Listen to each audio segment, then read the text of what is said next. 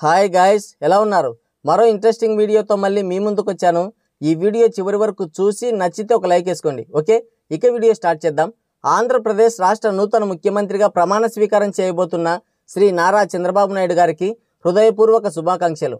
రాజ్యాంగబద్ధంగా ప్రజలు ఇచ్చిన ముఖ్యమంత్రి పదవిని ప్రజా సంక్షేమం కోసం, ప్రజల బాగు కోసం ఉపయోగించాలని, ఎటువంటి తారతమ్యాలు భేషజాలకు పోకుండా మీ బాధ్యతలు సంపూర్తిగా నెరవేర్చాలని, అహంకారపూరిత విద్వేషపూరిత రాజకీయాలకు తావివ్వకుండా జనరంజకంగా ప్రజాపాలన సాగించాలని నా తరపున, మా సబ్స్క్రైబర్స్ తరపున అండ్ వ్యూయర్స్ తరపున కోరుకుంటున్నాను.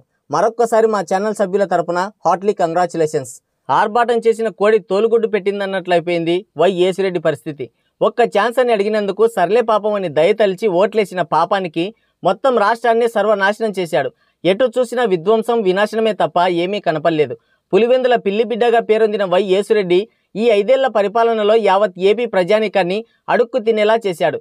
మహాభారతంలో అశ్వత్థామకి బ్రహ్మాస్త్రం ప్రయోగించడం మాత్రమే వస్తుంది, దాన్ని వెనక్కి తీసుకోవడం కానీ నిర్వీర్యం చేయడం కానీ చేత కాదు.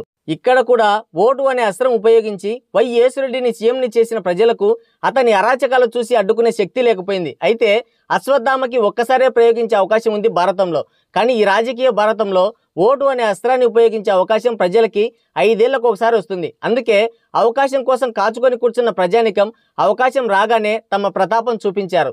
ప్రజలు గెలిపించి ఇచ్చిన 151 సీట్లు వారిచ్చిన అపూర్వ అవకాశమని, వారు విధిల్చిన భిక్షని మరిచిన వై యేసిరెడ్డి ఈ 5 సంవత్సరాలు అరాచకాలు సృష్టించాడు. ఓటు వేసిన ప్రజలకి ప్రశ్నించే హక్కు, అధికారం కూడా ఉంటుందని మర్చిపోయాడు. అమ్మ ఒడి, నాయన గోచి, అమ్మమ్మ పళ్ళ చెట్టు పేరుతో డబ్బులు విసిరేస్తే బానిసల్లా పడి ఉంటారనే భ్రమలో బ్రతికాడు. కానీ ప్రజలు మాత్రం ప్రజాస్వామ్యంలో ఓటర్లు అంటే బానిసలు కాదు, నీలా అడుక్కు తినేవాడిని నాయకుని చేయగలం, ఎక్స్ట్రాలు చేసిన వాడి మెడలు విరగొట్టగలమని నిరూపించారు. ఇప్పుడు జరిగిన ఎలక్షన్స్లో కూటమి గెలుస్తుందని ఎక్స్పెక్ట్ చేశారు, కానీ వైసీపీని భూస్థాపితం చేస్తారని ఎవ్వరూ ఊహించలేకపోయారు. మరి వై యేసిరెడ్డి గారిని కోడిగుడ్డు మీద ఈకల, బొచ్చుకుక్క తోకలో వెంటుకల ఏపీ ప్రజలు తీసి పారేయడానికి గల కారణాలేంటి అనేది ఇప్పుడు తెలుసుకుందాం. ఏపీ ప్రజలు జగన్ అన్నయ్యని నేల నాకించడానికి గల కారణాలేంటో ఇప్పుడు చూద్దాం. నెంబర్ 1, అభివృద్ధి. జగన్ గవర్నమెంట్ అధికారంలోకి వచ్చిన తర్వాత వినాశనమే దర్శనమిచ్చింది తప్ప అభివృద్ధి అనే మాట కూడా వినిపించలేదు. అభివృద్ధి అనే పదానికి కూడా అల్లంత దూరంలో నిలబడింది వైసీపీ పార్టీ. ఆంజనేయ దండకం చదివితే దయ్యాలు ఎలా జడుచుకుంటాయో అలాగే అభివృద్ధి అనే పదం వింటే వైసీపీ వాళ్ళు జడుచుకున్నారు. కక్షపూరితంగా ఉన్నవి కూలగొట్టారే తప్ప ఒక్క ఇటుక కూడా పేర్చిన పాపాన పోలేదు. అందుకే ఆశాంతం నేల నాకించారు ప్రజలు. నెంబర్ 2, రాజధాని. అధికారంలోకి రాకముందు అమరావతి రాజధాని అని చెప్పి రాజధానికి కనీసం 30,000 ఎకరాలన్నా కావాలని నాటకాలేశాడు. కానీ అధికారంలోకి వచ్చిన తర్వాత మాట మార్చి రాజధాని లేకుండా చేశాడు. 30,000 ఎకరాలు త్యాగం చేసిన వారి త్యాగాలకు విలువ లేకుండా చేశాడు. 3 రాజధానులు కడతానని కోతలు కోసి ఏపీ గొర్రెల్ని నమ్మించి ఉన్న అమరావతి కూడా అడ్రస్ లేకుండా చేశాడు. అసలు రాజధాని లేని రాష్ట్రంగా చేసి పక్క రాష్ట్రాల ముందు మన పరువు తీసి నమ్మి ఓట్లేసిన మనలాంటి కోట్లాది మంది జనాల్ని పిచ్చి పువ్వుల్ని చేశాడు. ఇక సిపిఎస్ రద్దు చేస్తానని చెప్పి నమ్మించి ఓట్లేయించుకొని తర్వాత ఏమాత్రం ఆలోచించకుండా ఉద్యోగస్తులను నడినీళ్లలో గొంతుకొశాడు.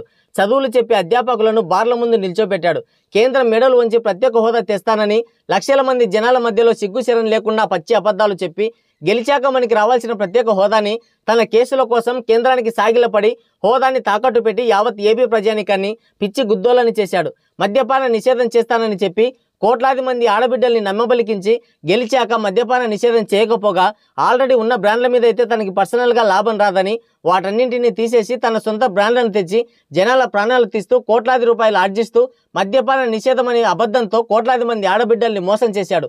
మద్యపాన నిషేధం చేయకుంటే ఓటు అడగనని చెప్పి సిగ్గు చెరం లేకుండా ఓటు అడగడానికి వచ్చాడు. ప్రతి ఏటా జాబ్ క్యాలెండర్ విడుదల చేస్తానని, మెగా డిఎస్సి ఇస్తానని యువతని నమ్మించి గెలిచాక ఒక పనికొచ్చే ఉద్యోగం కూడా ఇవ్వకుండా యువతని బఫున్స్ని చేసి ఎడమకాలితో తన్నాడు. హిందూ దేవాదాయ శాఖలో అన్యమతస్తుల్ని జొప్పించి మొత్తం హిందూ దేవాలయాల్ని భ్రష్టు పట్టించాడు. హిందువుల మనోభావాలు దెబ్బతినేలా విగ్రహాలు ధ్వంసం చేశారు. హిందుత్వాన్ని కూడా అవమానించారు. రాష్ట్రానికే తలమానికమైన పోలవరాన్ని చంద్రబాబు నాయుడు 90% పూర్తి చేస్తే ఉన్న 10% కూడా పూర్తి చేయలేక కాళ్ళు పైకెత్తాడు. రాష్ట్రంలో రౌడీయిజం, అరాచకాలు పెంచి పోషించాడు.